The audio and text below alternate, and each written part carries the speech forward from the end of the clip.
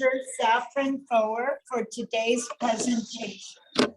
I want you to know we're still here, what we remember, and why it is relevant today.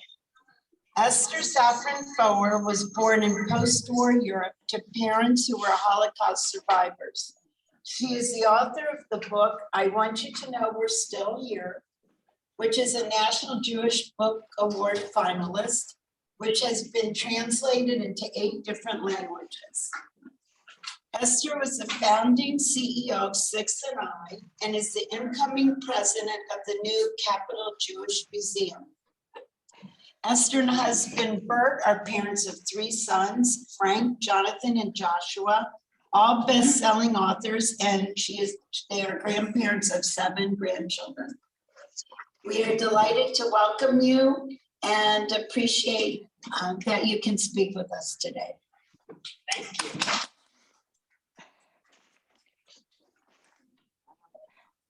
So nice to be here and to see so many familiar faces. I didn't expect that when I walked. First of all, I didn't expect so many of you. This is wonderful that you get this kind of turnout and have this kind of program. And to see so many familiar faces, even a relative, you know, it's just great. And just, I brought the book, not that you need to see it, but as I was picking it up this morning, I realized something interesting that I'd forgotten, that the paperback is slightly different from the hardback because my editor wanted me to add things because it's a complicated story. I mean, we all live complicated stories. They wanted me to add a family tree and I've already forgotten what I've added. And kind of a listing of the places and the people to make it more familiar, and also a reader's guide. So that's just a little publishing tidbit. The only other place the book actually had any changes was in Germany. My German editor did a much more careful read than any other of my editors. Went back and these are funny asides, but measured the distances I described and came back and said, oh, well, that's wrong. And she was right. Nobody else double checked that. And double checked the age of somebody I described who came to my house with a toddler. And who's a newscaster, and she came back and says she's too old to have a toddler. It was fascinating, and I had to explain that she'd frozen grits, but okay. So it's been an incredibly interesting process for so many reasons. But as I came here today, I just what do we do? Raise it up? Yeah, raise it up.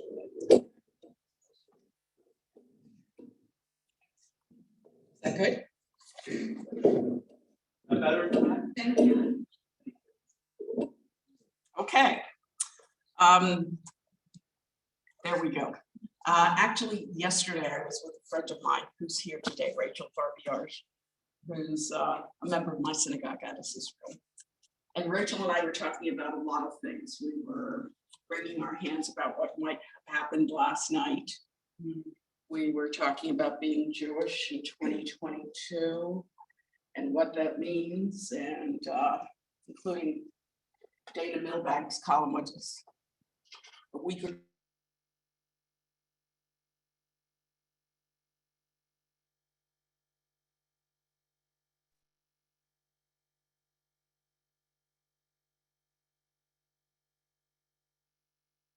We lost the sound. The sound is gone.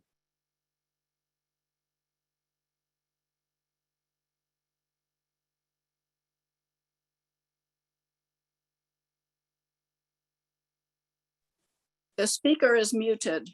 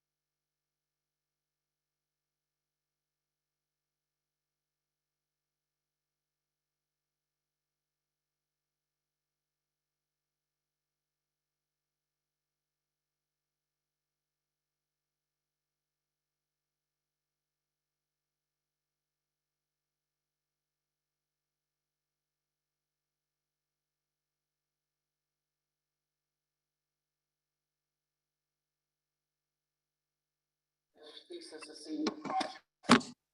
He wanted to spend a summer in Europe with one of his friends. And he ended up, but he had to have a reason to be there besides just hanging out with his buddy. And we talked about what he could do. One of the things we thought about that he got into going back to the shtetl in Ukraine that our family comes from and seeing what he could find.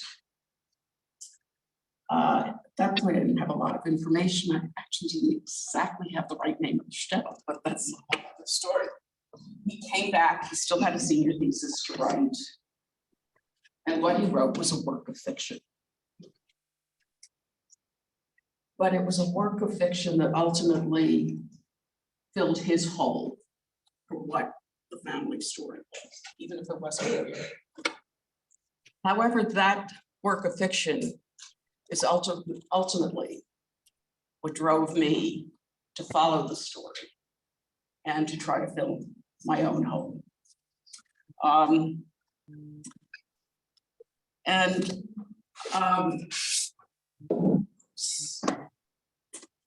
should also tell you, I think you mentioned all three of our sons, unbelievable, are writers. I don't know how that happened. They don't write in the same genre. One covers politics, one's more interested in science, and one will do anything. He's written fiction, he's written nonfiction, he's works in all medium. So we're really a family of storytellers. And I should also tell you that our youngest son, Josh, was the unexpected US memory champion. And that's another whole story. Actually, he wrote a book called, what was it called? Something about the art of remembering everything, the science and art. Oh, Moonwalking with Einstein. Oh, don't ever tell him I couldn't remember the title. Moonwalking with Einstein, the art of memory.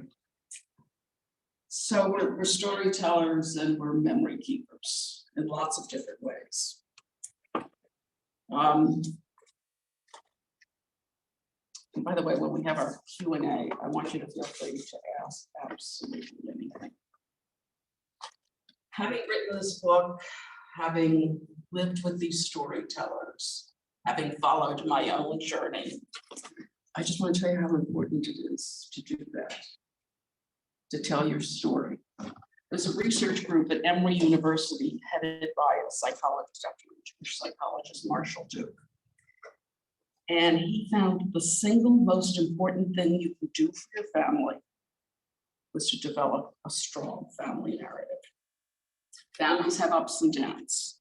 There's lots of research about the ups and downs. My family, I come from a family of Holocaust survivors to whom the worst possible would happen. But for children, to build resilient families and resilient, it's important for them to know who they are, where they came from, and to know that life is not a straight narrative, that there are ups and downs and that you can survive it. And what they found in their research is that the more children know about their family history, the stronger their sense of control over their lives, the higher their self-esteem, the more successful they believed their families functioned. And it also, it gives them a sense of being part, not just alone, but being part of a larger family. And in our case, a narrative that goes back about 60 years. So I've watched this evolve in my family as I've written this book, as my 90-something-year-old mother came to live with us, which wasn't always easy, but it was also perhaps one of the best things we ever did. Having her be part of our everyday life and part of the lives of our children and grandchildren. One day, my oldest granddaughter, Sadie, she was about 10. She's now applying to college. She liked to sit in my home office, which is just piled with boxes and pictures and things on the floor. The boxes are labeled, but I think it'd be hard for a stranger to figure out what was going on there. And she came in and she said, "How will I know who these people are?" And I realized she was right.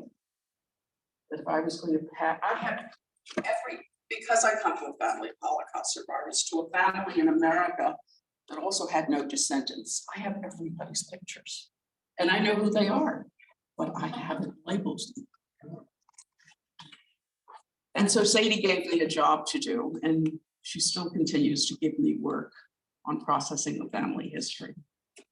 And I realized how much she had absorbed. When she was about 10 years old, she's just a lovely, privileged child, like many of our children and grandchildren. She's traveled the world. She had to write a paper about a country, about the traditions, about the food, about the clothes. And I thought, what is she going to pick? Spain, where she's been, France, where she's been, Israel, Brazil, where she has been. She picked Ukraine. And it just blew me away, but I also understood that what I was doing was working. And to focus just on my oldest granddaughter, I have 7 beautiful grandchildren, but the youngest is a month old. Sadie's now doing these college applications. And one of the schools had a really interesting question. How would you reimagine a chart or graph that people deal with? How would you see it in a totally different way, presented totally differently? And she called me up and said, can I come over? I want to talk to you about this. And she said, I decided to do a family tree. I said, oh, that's great. How are you going to do a family tree in a totally new, imagined way? And she's also a scientist and loves botany. And she said, I'm going to work with real trees that are part of our family story. And she did this wonderful project. It was a visual where on my side of the family, she picked a tree in a tiny village in Ukraine. That was in the backyard of the house that my father, his wife, his first wife, and his daughter, who were murdered in the Holocaust, where the house had been destroyed and the only thing left standing was a pear tree. And I had taken a picture of the pear tree. And she wanted to use that because it's the tree that I imagine my half-sister ate pears from. Sadie picked an equally interesting, but not quite as poignant story on the other side of her family, which is red-blooded, grew up here for generations in the US. And if you know me and if you come to my house, which a few of you have, you're not only going to find a picture of the pear tree, but when I travel, I collect tangible pieces, particularly of family history. And I have these little jars lined up on my mantle. And they look kind of like an art installation. They're identical, but they have dirt from the shells my family comes from. They have leaves from that pear tree, which I have to say, when I was in Ukraine with my oldest son, and we were with these Ukrainians, and they tell me this story about this pear tree. Like, I go up and I start pulling leaves, and my son Frank goes, "Oh my God, Mom, they're going to think you're nuts." But I wasn't coming back to this village, and I had to bring that back with me. So, starting with Everything is Illuminated, Jonathan's book, and by the way, what happened after he wrote that book, and part of what drove my journey was people who started calling me and going, "That's not true. My family comes from that shtetl. I can't believe what he wrote about it. There's sex in it. This is where my family comes from. And he wrote our family story and it's not true." And of course it wasn't true. It was a work of fiction. But that was a hard thing to tell people. But then I started getting calls from people who said, "Well, I know the real story." And I started to listen and I started to pick up pieces of the story. And it was ultimately in 2009 that I decided that this was my story and I had to go follow it. And I did it. In 2009, I went to Ukraine. It was a really hard decision to make. My husband offered to go with me, but he rightfully said, "It's not my story. It's your story and it's the boy's story. And if one of them will go with you, that's what you should do. So I asked Jonathan first, and he said, I've been there, I've done that, I want to go back. So I had the other two, Frank, our oldest, and Josh. And Josh's like, I want to go, Mom, but I can't. And Frank, who was then the editor of the New Republic, who's a journalist and a historian, said, I'm in, I'll go with you. And he came fully equipped. He bought a little flip camera. He brought all sorts of recording equipment. And I said to him later, and it was so poignant to share being there with my son. I said to him later, why did you make this decision to come with me? I said, because you're a historian, you're a journalist. And he said, no, I came as a son. It's an incredible experience that we were able to share. And let me just say Josh's role, and every night he would film me in the morning about my anticipation of the day. And every night we'd write these long missives, emails home to share what we had learned. And I learned that everybody at the other end was just waiting for those nightly emails. Josh, our youngest, our memory champion, excuse me, who couldn't go.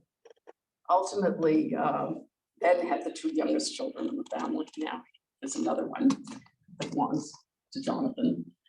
And he ultimately named his two children, Leo for my father, and his daughter, who's now 5, Asya, for my half-sister, who was murdered in the Holocaust, whose name I did not know before I went to Ukraine. Something I thought I would never find. So my book was published March 2020.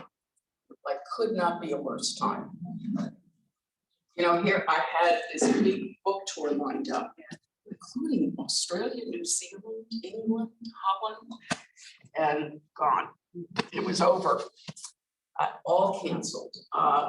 And you know, while that would have been terrific, I was able to do book talks all over the world via Zoom.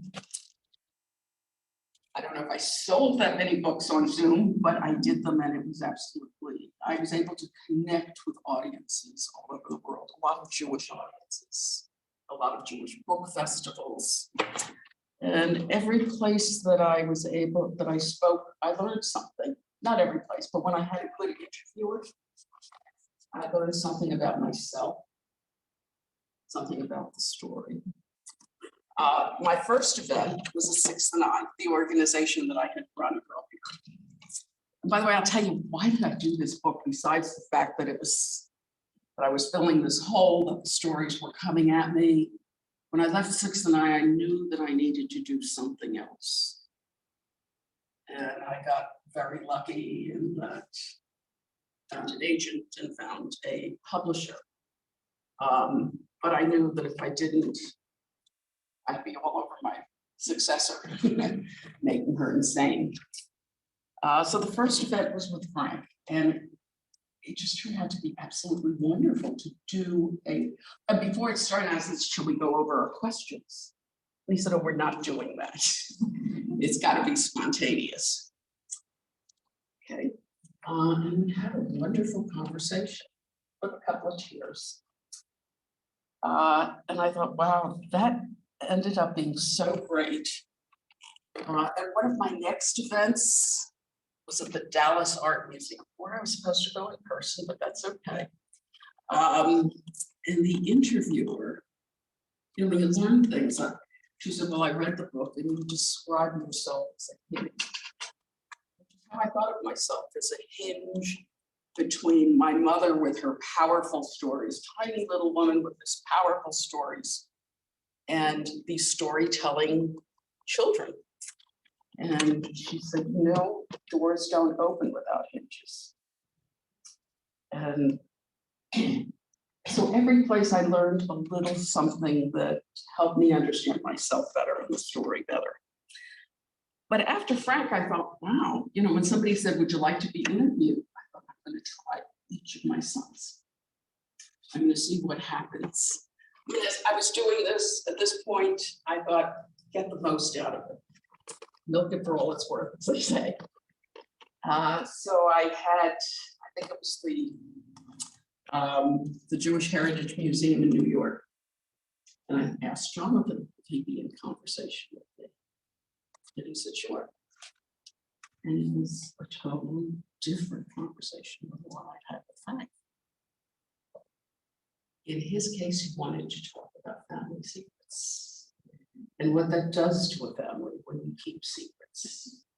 And in our case, one of the big secrets that I never talked about really until I wrote this book was it was a secret, but it was known by everybody. My father committed suicide after we came to the US, after we were here 3 or 4 years. Nobody talked about it. And Jonathan wanted to talk about the impact of secrets on a family. And I thought, well, okay, and so that was good. And so here we cleared up a lot of stuff right in public in front of everybody. I thought, well, please, Josh, I'm gonna do one with Josh. And I don't remember what organization we did, but he said, sure, I'll do it with you. And it turned out he had a whole different, he was not, in fact, if you go, I told Rachel this yesterday, if you go online, you can find the interview with Frank, you can find the interview with Jonathan and Josh said, I don't want them to keep my interview up. Josh is about building the Jewish future. He created Safaria, which you may or may not know, which puts all Jewish text online. He's kind of an innovative entrepreneur in the Jewish world. He has other jobs, but this is his passion. And right now in Boston, he's building something called the Blair House, which is a bar, tavern, library, Jewish study center near Cambridge that will open in December. And he said, this is not, when somebody Googles me, this is not the first thing I want them to know about me. So that was interesting. And then I decided, well, you know, I've got the 3 boys, I'm going to do one of the grandchildren. And I did a podcast with Sadie. She's the oldest, so she gets the most opportunities and the most play in the story. And we did this wonderful podcast for the Jewish Grandparents Network about the transmission of stories from grandparents to grandchildren. And so, you know, I'm telling you all, I'm not telling you about the story itself, I'm telling you about all of the amazing things that came out of it because I made the decision to tell the story. So also, as I mentioned, my mother came to live with us the last 3 years of her life. She wanted to do it. She lived in an apartment by herself. And as the daughter of Holocaust survivors, I had to be the good daughter. And of course, I said yes. And it, as I said, it wasn't always easy. But I remember one of the first, we had a visitor, Jeffrey Goldberg, who some of you may know is the editor of The Atlantic. Jeffrey came by, lives in our neighborhood, he works with Frank, to drop something off, and he met my mother. And he said something that really struck with me. He said he'd just been in Afghanistan, had interviewed the head of the Taliban or something. He said, I don't understand you Americans. Thank you. He said, you worship your dogs in the warehouse you're on. You worship your dogs, you pick up after your dogs, but you warehouse ignore your old people. And it turned out, as difficult as it might have been, to have her in her house, our house, to have her grandchildren and great-grandchildren, to really know her and to learn her story. And she talked about her story at that point, but she did it age appropriate. but she didn't hide it from them. She was a woman who had lost everything, including my father here in America, where everything was supposed to be better. But she had a really positive outlook on life. I recently, cleaning up some things, found sheets of 4-leaf clovers. But when I was little, we used to sit in the grass and she would collect 4-leaf clovers and I'd paste them on these pieces of paper. And I realized she was always looking for love. And that's who she was. And to her children and her grandchildren, to her grandchildren and her great-grandchildren, during those years, she became their hero. And to her great-grandchildren, she was kind of a superhero. You could almost put a cape on her. When they would come to our house, the first thing they would do was run up to her room and see her. And the 4 oldest grandchildren all spoke at her funeral. And they would have described her as a ray of light emanating from that room. And what was her message? She was strong, she was resilient, she made it. And that was such a powerful message for them to hear, for her to leave them with. So as I mentioned, my book was released March 2020. Can't remember the exact release date, but it didn't matter. I wasn't going anywhere.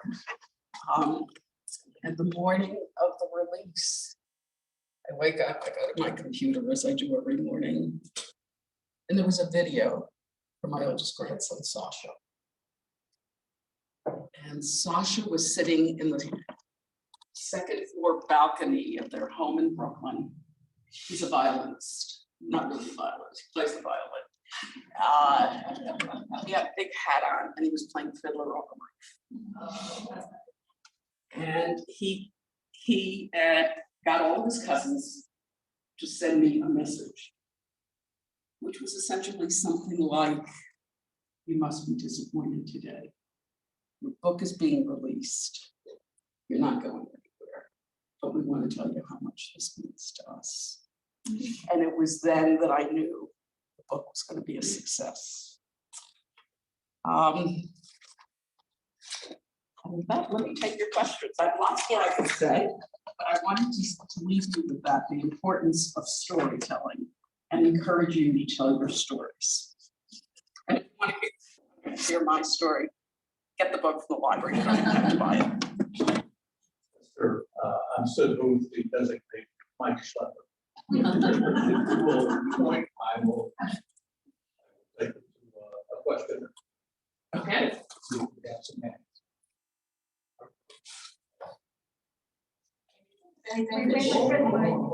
And when you get the mic, please give Esther your name.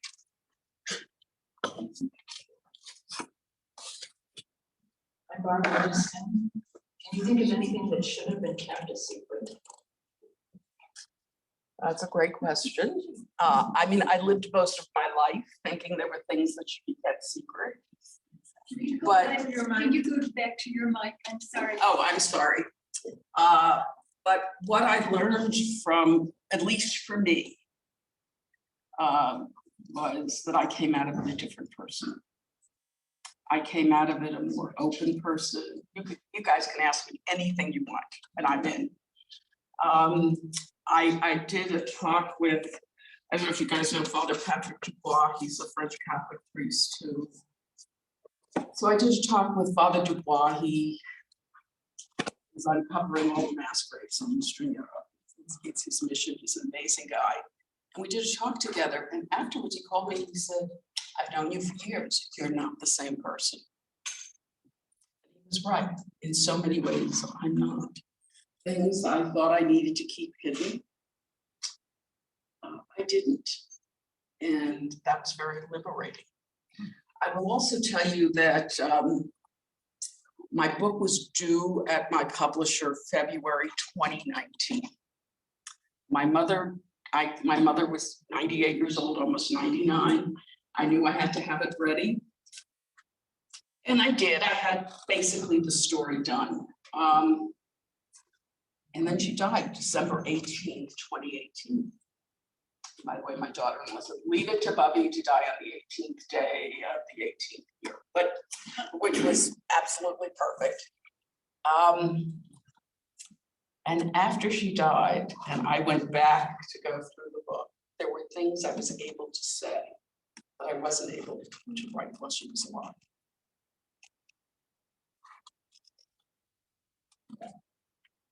No more questions? I don't believe that.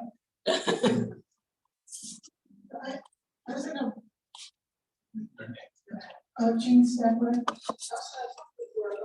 Book selection one time, which your son's book, everything is illuminated, which was quite an amazing book. Yeah. You went great when you work with the translator, like he described in his book. Not the translator he worked with. But yes, I did. And it turned out, and if any of you were planning a trip, I did a lot of prep work beforehand. I interviewed several people, potential interviewers, fixers, as they say in the media, somebody who goes and checks out all the locations. And I did, and my fixer, I ended up hiring not the most logical person.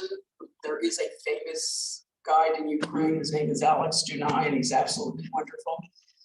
But I hired this young woman who really I could tell was invested in the story. And before I went, she went to each of the villages, she identified the oldest people, so that when we went there, she knew where to take us and who to talk to. She did a phenomenal job. But so yes, a lot of research in advance. I went to the Library of Congress, I looked at all the historic maps to see what these shtetls looked like over the years. And you can zoom right in and see how many houses. So yeah, if you're gonna go, you might as well do all the prep. I even hired an FBI agent, which you can read about in the book, to analyze some of the photographs I had. And he said to me when I hired him, he said, you're wasting your money. You know, I'm not going to be able to tell you anything definitive. So I'm going to Ukraine. I'm ready to waste a little more. And actually, while he didn't give me anything definitive, he gave me clues about what to look for and what to ask when I went. And it made a huge difference. So yeah, I tried to uncover every rock.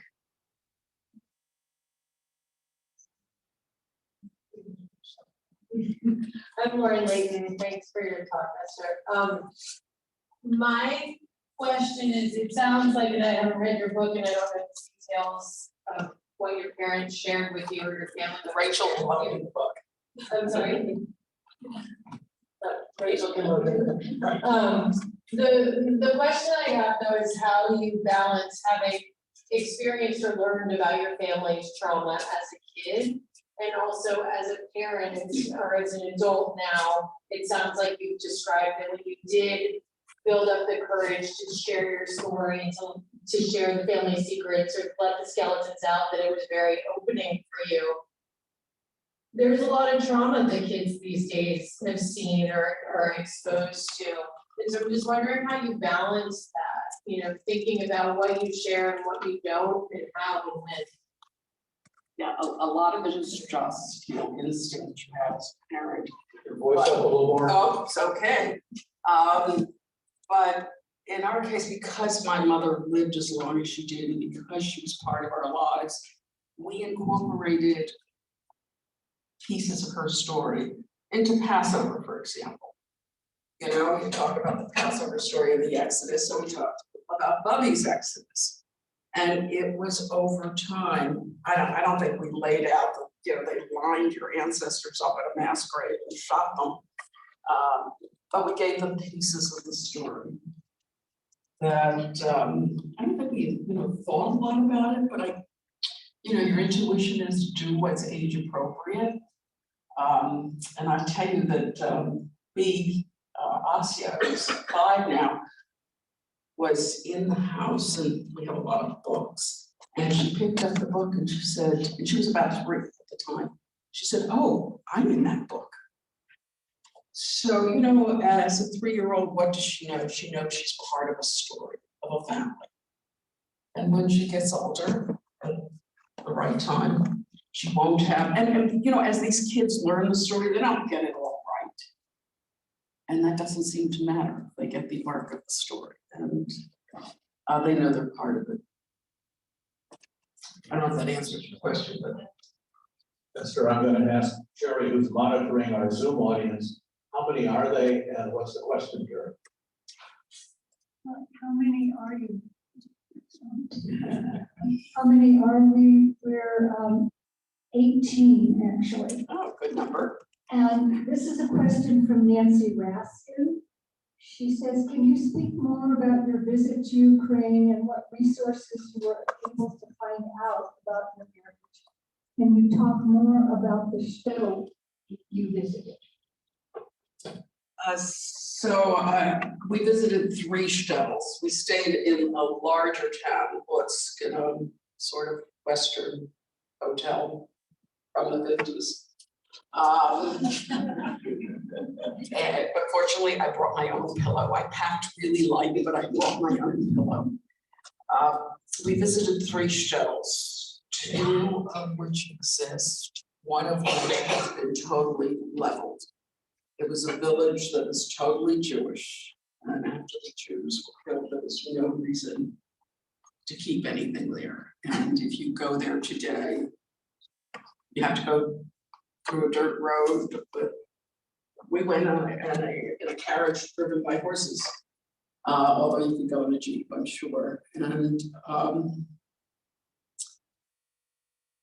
you know, one question people ask me is, did we find anti-Semitism? We were there, we were in Ukraine for about a total of 10 days. And honestly, we were paying a lot of the people that were helping us. So we didn't see anything, but every village we went to, we found something. There was somebody, it was 70 years after the Holocaust, and there were, in every shtetl, there was somebody who could tell us something. And I think we probably went at exactly the right time. Those people are probably mostly gone. But I met a woman who played with my half-sister. I didn't think I'd ever know her name or what she looked like. And this woman comes in and she says, of course, you know, she had long dark hair and she liked to play with the ball and she played out there.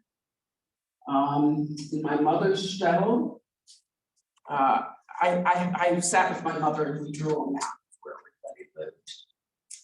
And I tried not to give any clues. I would say who lived there or what, you know, what. And guy is telling me, oh, the streets have been reoriented since the Soviets were here. He said, but this is Hychik Street. And I'm like, my cousin's names are Hychik. So I knew I was on the right street. And I knew my mother lived across the street from her cousin's Hychik. And I said, well, who lived there? And they said, a woman with 2 daughters, but one of the daughters disappeared right as the war was starting. That was my mother and her sister. So there was still information to be found, and I'm really grateful I did it before it's gone. Did I answer the question? Okay. Questions?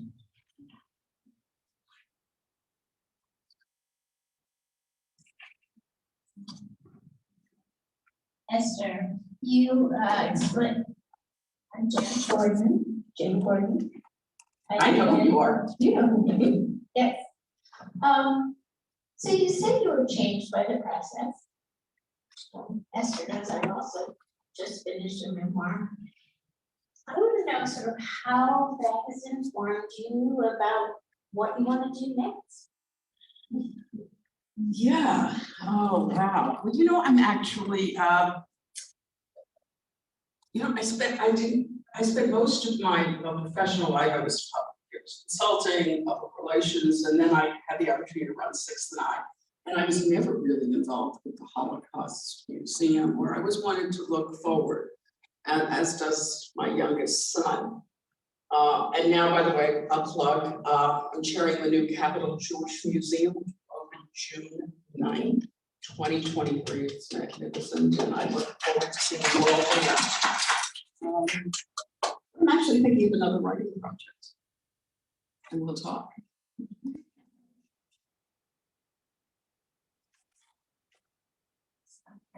Where's the Capitol Jewish Museum? 3rd and F Street.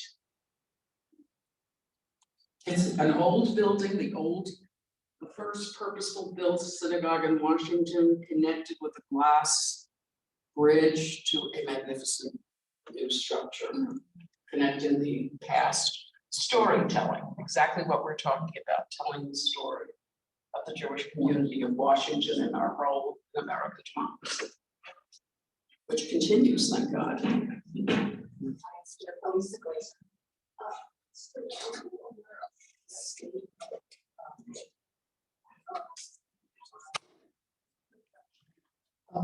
Can you hear me? Yeah, thanks. What is the state of this kind of genealogical research today? I assume it's just at a halt, but are there ways that people can continue it? I don't know the exact answer, but there are so many resources in the Jewish community, Jewish Gen, there are groups from different parts of Ukraine, Poland, but I don't know the exact answer. I would start with Jewish Gen. I also, by the way, did DNA. I did, since I decided to do it all with the FBI agent, I did every one of the DNA sites. And I found some interesting things there.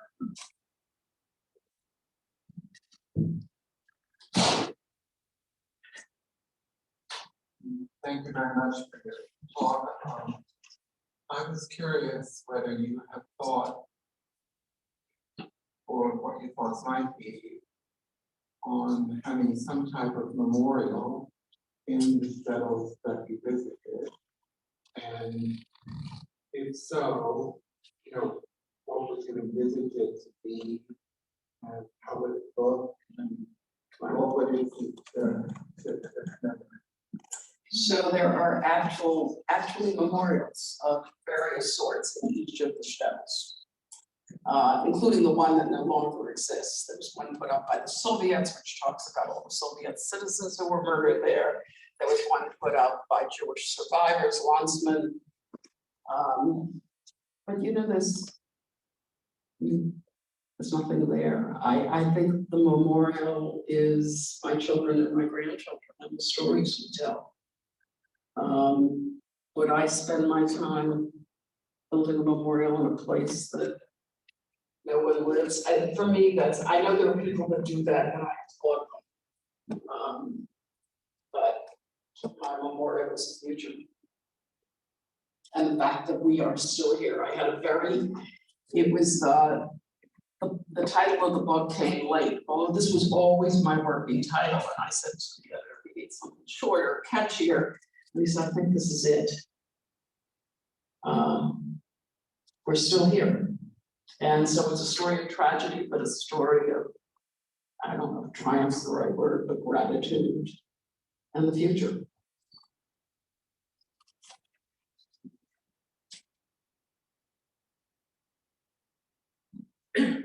Hi, Esther David Diskin. I wanted to follow up on what you mentioned about DNA discoveries. Okay, well that turned out to be really interesting. Among all these sites, and there are 3rd to 5th cousins, endless numbers of 3rd to 5th cousins. I recognize some of the names. I don't bother generally with them.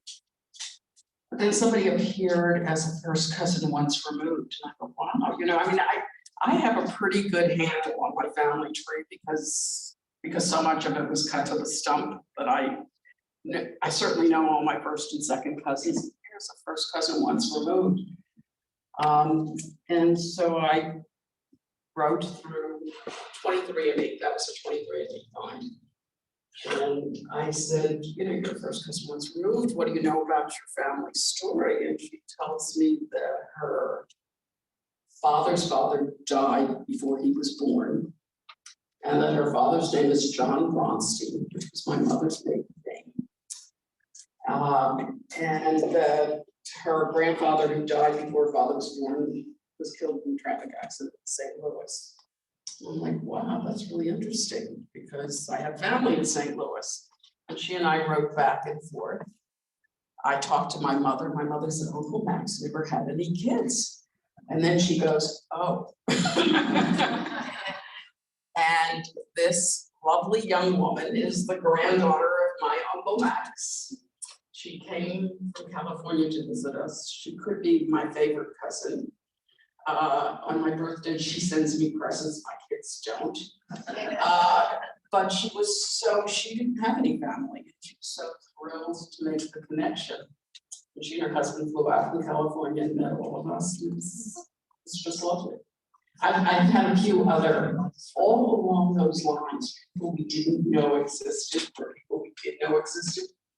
But no major breakthroughs other than that. But it was fun. And I found some great people. Mary Mala. I was curious, you mentioned in the book about in the shells that you placed cards that you. Yes, oh God, I was gonna bring some. Yeah, so we do an annual Rosh Hashanah card.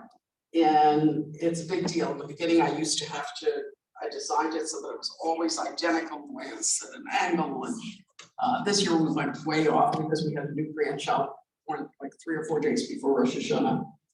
But I before I went, Leon Wieseltier, who's a scholar, I had lunch with Leon, who had made the trip. He'd gone back to the shtetls, and he had lunch and he wanted to temper my enthusiasm and to tell me how glad he was that he went, how he found nothing, but he walked the dirt roads, and how satisfying that was for the need that he had. And then he said, you know, at the last minute, I stopped my driver and I took out my book. This book was called Kaddish.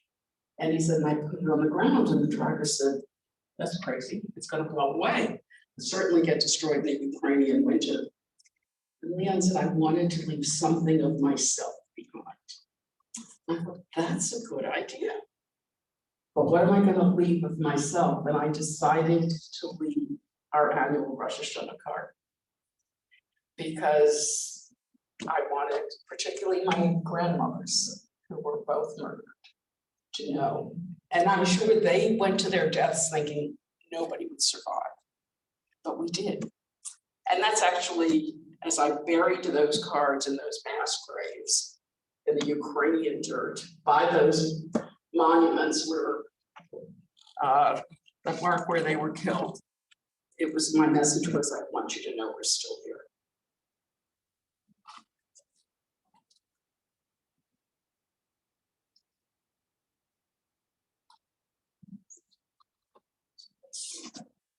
My name is Arthur Freeman. Thank you very much for sharing your thoughts. You've spoken about the outreach to various Jewish organizations, both U.S. and overseas. I'm wondering if you and your publisher still have this kind of market for this kind of memoir in the non-Jewish community. Well, you know, when you Jan and I were just talking about this earlier, when you, your publisher wants to know what's the reach of the book. You know, before we buy this book and commit to publishing it. And I know that it was, if you go on Amazon and you read the comments, I know that a lot of them came from non-Jews. Who said, who were touched by the story or interested in history. When Jonathan wrote Everything is Illuminated, I remember he did a radio show in Philadelphia. And somebody called in and said, wow, thank you for telling my story. And Jonathan said, that's great. Where are you from? What's your story? I said, I'm African American. So there are parts of these stories that resonate for other people, whether they go seek out a post-Holocaust memoir. But I do know that and my events, like I did, one of my first events was the Dallas Art Museum.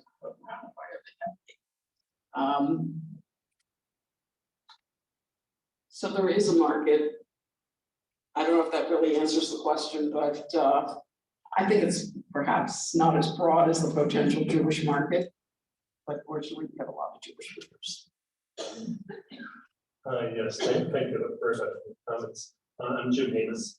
So I'm wondering, have you looked into any part of the sort of pre-Holocaust part of the shtetls and I mean, look for Jewish cemeteries? But I know I'm amazed what I can find online.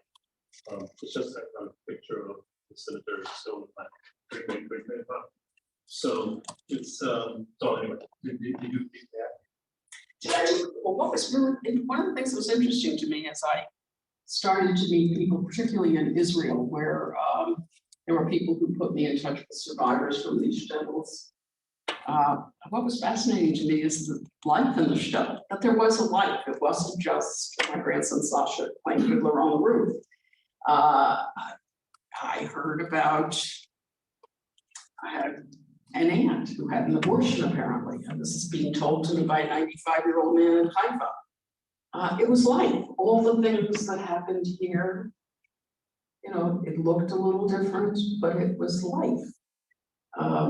There were divorces, there was unhappiness, there was happiness.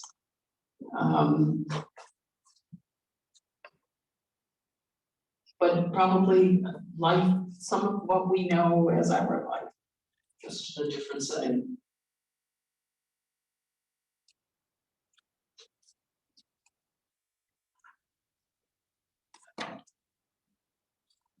Hi, Esther, I'm Nancy Pines, and thank you so much. And I have goosebumps because we have photos, photo albums upon photo albums. My parents are both now gone, of just particularly on the other side, and I know they're not all annotated. Some of them are, but some of them aren't. And my 21-year-old twin nieces are now really interested in family genealogy, just kind of out of the blue. It's like Barbara said, you take these photo albums to New Jersey back to DC. They said, no, we want to go through.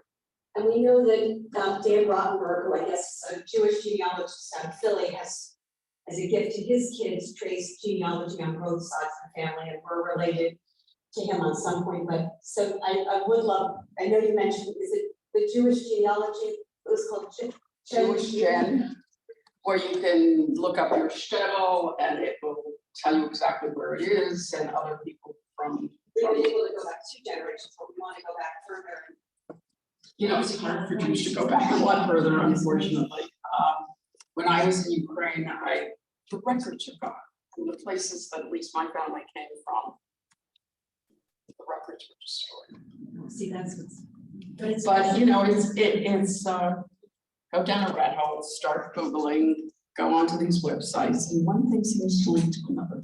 Well, she's been fine. She's in California finishing up the semester in Emerson. And so she's been going to the grave sites in California and found family members we didn't even know. Right. So and if you look at the gravestone, you'll see the previous generation's name. It's been fascinating. Thank you so much. Good. Keep it up. Keep going. Do we have other questions? I think that I'm getting one, but I'm waiting for her to write it. She got her hand up, but I wanted to Anybody write can it. ask a question, wants to ask. All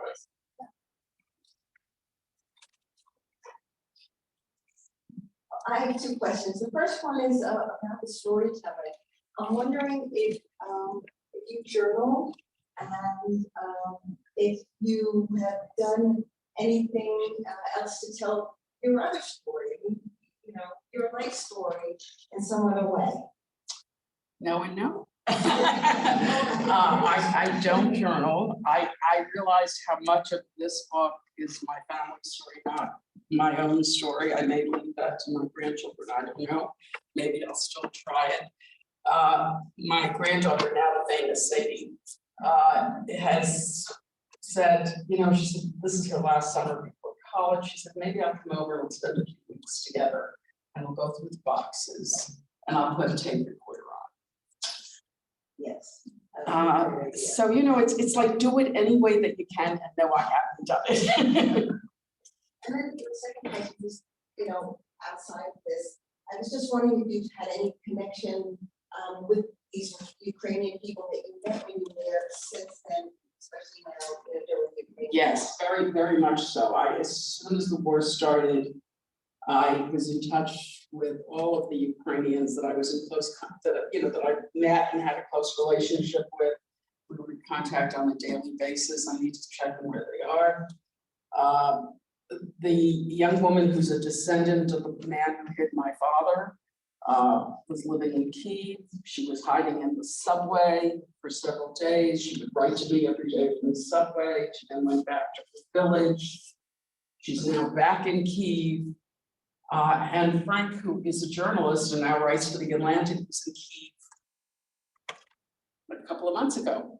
And they had breakfast, which they usually do when they meet. And we developed, we write regularly. She sends me these emails, like for holidays, for Christmas, for whatever she can think of, and say, wishing you the best, a happy new year. And she said, from your Ukrainian family. And I write back and I send her good wishes from her American family. She actually came and stayed with us for a week, which was very poignant because my father hid in their house. She said, I want to fix you dinner. What could she do for me? I wanted to buy her everything in sight. She said, I want to fix you dinner. I said, great, but like, we're vegetarians, we're kosher, I said, well, we're vegetarians. And she said, okay. And we came in and we were all gone during the day. Some of my children were home, my grandchildren would come home. And I'm like, wow, this is borscht. And she said, no borscht. And the next course was latkes, which she used a different name for. But we are in touch. Frank had an amazing trip to Ukraine. He has fallen in love with the country.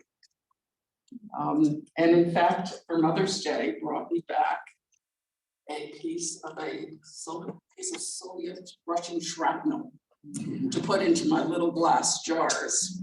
The journalist there who collects stuff from every place he visits, Frank said, my mother would love this. And so the guy said, well, this is from Kharkiv, and was a hurricane missile, and he gave it to him. And Frank had a little trouble getting it through security in Vienna, but I have it now. Jerry has a question. Actually, it's a comment from Diana Seasonline, and she said that someone asked, should she buy the book? And Diana says, I read it when it first came out, and I highly recommend it. Oh, that's a good question. And Hannah Gould is asking, what do you recommend people do with historic family photos? And I'm not quite sure what she's asking, because she said, they're from Russia and the places we all come from, and the younger generations don't know who they are. But I guess the only thing to do is to write what we know and. Right, and there are people that's professional or operations that scan them, and I have been annotating mine and putting them together in a very old-fashioned way, but that's what I wanted to do. But it's important to just do it, whatever form it takes. We're winding down. We have another question. David?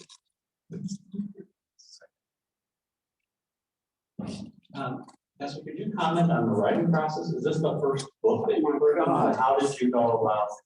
It was so hard. I'm not going to tell you that I enjoyed the writing process. And I was really lucky that I had deadlines, or I probably never finished. But also my own process, my agent made me write an outline of what the book would be like, chapter by chapter, and I did it. And I said, this is so hard. He said, you're going to thank me later. And I never veered from that outline. Maybe I should have, but I didn't. What I put down at the beginning became the arc of the book. Until, of course, my mother died, and my youngest grandchildren were born, and gave me the postscript that was perfect. Well, thank you.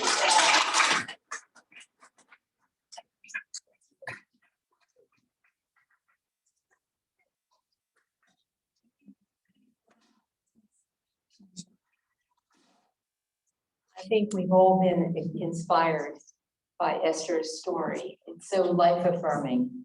And it gives me permission to bore my grandchildren with my family stories that they've heard over and over. Thank you so much, really, and we'll be all very interested to read your book. I've already started.